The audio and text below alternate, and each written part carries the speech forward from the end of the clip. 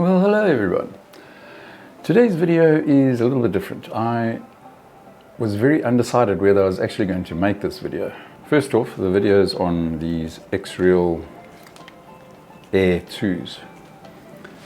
The problem being is it's very hard to describe what you're seeing in a pair of glasses that you can't physically show the output of.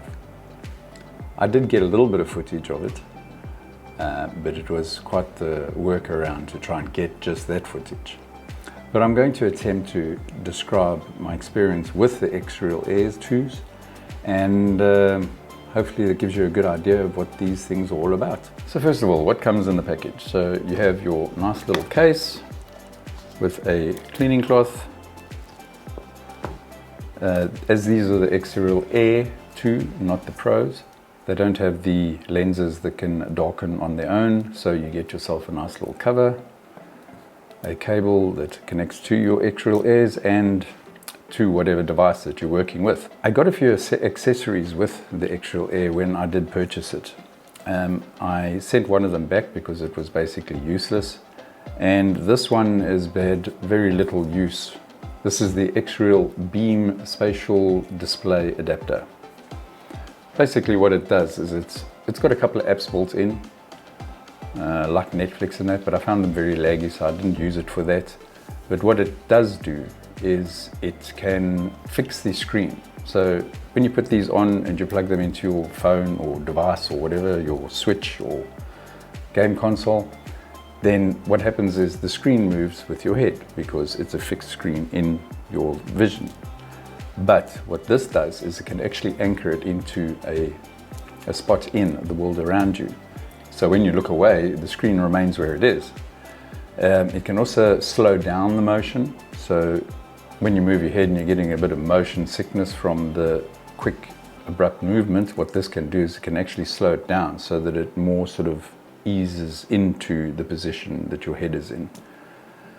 And basically it can make the screen bigger. I think that was really it. There are a few other things that they advertise that it does, but that's basically what I used it for. And that was until this next device came out, which I believe it came out in about May this year, 2024.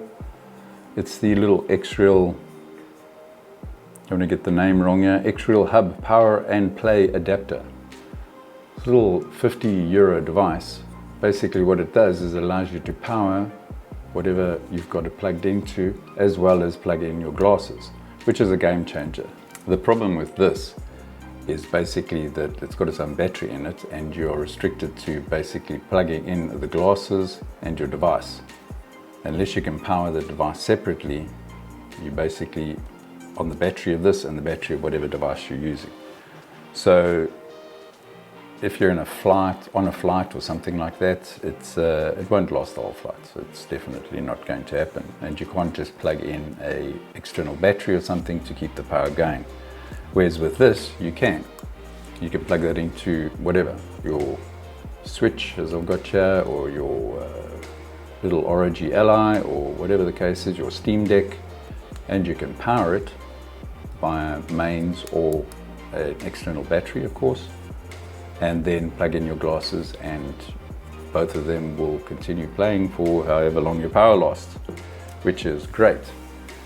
And also this allows you to plug it directly into the Switch. Before, you couldn't plug it directly into the Switch because the Switch has got that dock mode, and that dock mode did pose a few problems with other devices, unless you had like a little portable dock, which would obviously work as well. So, how to describe these devices? First of all, the specs. You have a 1080p screen, OLED in each eye. They run at 120 Hertz, up to 120 Hertz, so it's great for gaming and that type of thing, and up to 500 nits of brightness, which is pretty bright for something like this. Especially if you put on your visors and sort of blacken out everything around there, it can be very immersive. The real strength of these, I suppose, is when you plug them in and you don't want to disturb everybody. They've got their own little speakers in there, which can get loud enough to do whatever you want to do if you're watching a movie or something like that. But if you do crank them up, you will disturb the people right next to you. You can always put on a headset or put in a pair of AirPods or something, or whatever you use, and just switch the audio to those devices. What else comes? You get 3 different nose piece sizes. They're nice and soft and very flexible, so that that'll fit you comfortably, whatever size nose/face you have. And then they also come with these. These are little glasses adapters. Now, the main difference between these and the competition is that if you do, like me, have bad eyes, because I'm old, you can take these to your local optometrist or ophthalmologist and go and get them fitted to your exact needs. And then you've got yourself a pair of glasses which fit perfectly with this, which I had to do. The problem is that then drives up the price for glasses users for something like this. A device that you can pick up now for €3.99, so call it 400. You now have to go and spend an additional, I think these cost me, when I bought them, about €80 per eye. So 400 with another 100 on top of that, 160 on top of that, you're looking at a good €560 for a device that should only have cost you 400. And quite honestly, the value is there at 400. So if you don't have a problem with your eyesight, then and you can just put these on and use them, it's pretty good value for what you're getting. But for those of us with not so great eyes, we have to go and spend more money. Okay, what I'm going to show you now is a little bit of gameplay that I managed to capture of the devices in action plugged into my Nintendo Switch, just to try and give you an idea of what you're seeing. It's an OLED picture, so it's very crisp, very vibrant. It can go up to 120 Hertz. It's only 1080p, so you do get a decent frame rate from even a smaller device like an Steam Deck or an ROG Ally or something when you're playing games, including the Nintendo Switch, which can put out 1080p when it's in dock mode. And that's basically the way this works, is you plug it in, you switch it to dock mode, you connect your controller, and away you go. You then have power to both devices, and you can literally play limitless as long as your power lasts, which is great again for things like when you're on a flight and things like that. It works really well. The competition, however, is getting fairly good in this sort of area. The main competition is the Roku Max AR glasses, which you can get for €459 right now. So that's only €60 more. And the differences are pretty minor. They both have a decent field of view. The only difference is that with this, the X-Real say that they can get a screen size which is virtually the size of a 330-inch screen in front of you.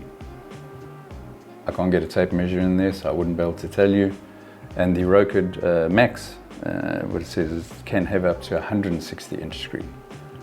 Now, with the X-Real, you need this to get those big screen, because I've never seen a screen that even remotely resembles 330 meters just using this with a game console or plugged into my phone watching Netflix or something like that. The Roku also is 1080p at 120 Hertz, also OLED screens. The difference is that this goes a max of 500 nits. They say they go up to 600 nits. Again, haven't tested that, so I wouldn't be able to tell you. But then for people like me that wear glasses, whereas I had to go and spend basically another €160 getting lenses made specifically for my eyes so that these work the way they're supposed to. The Roku actually has adjustments built into it so that you can adjust them to various eye types. I know it doesn't cover all different problems with eyes. I don't even know if it works for me. I have ordered one so that I can do a comparison between the two, but that's quite a big difference, and that's €160 versus what was it, an additional €60 off the base price. So it's a €100 difference for somebody like me that does have problems with their eyes. They also do a very similar device. It's called the Roku Mini Hub, which is, this was $49.99, theirs is $59, so call it €10 more. And it does exactly the same. You can feed power in it, and you plug your virtual reality glasses into the, well, your virtual reality glasses, your AR glasses into the other side. As I said, this is a very hard thing to actually review and try and explain to somebody how they feel, how they work. It is very immersive, and it's great for when you're lying next to your partner in bed and you don't want to disturb them. So you put these on and you can watch whatever the hell you want. You're on Netflix and play your games, etc. And the only thing they have to deal with is the click, click, click of your controller. It has been a bit of a savior for me for doing exactly that type of thing when I don't want to disturb people around me.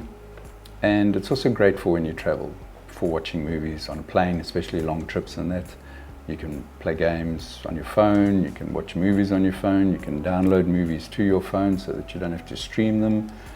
And it's really good for that type of thing. It's very good for it. It's a very personal device. Anyway, I hope you enjoyed this little brief review of the X-Real Air 2 AR glasses. As usual, there'll be links to everything below, and I will catch you on the next one. Bye-bye. Oh, and don't forget to like, subscribe, and all those YouTube thingamabobs, please.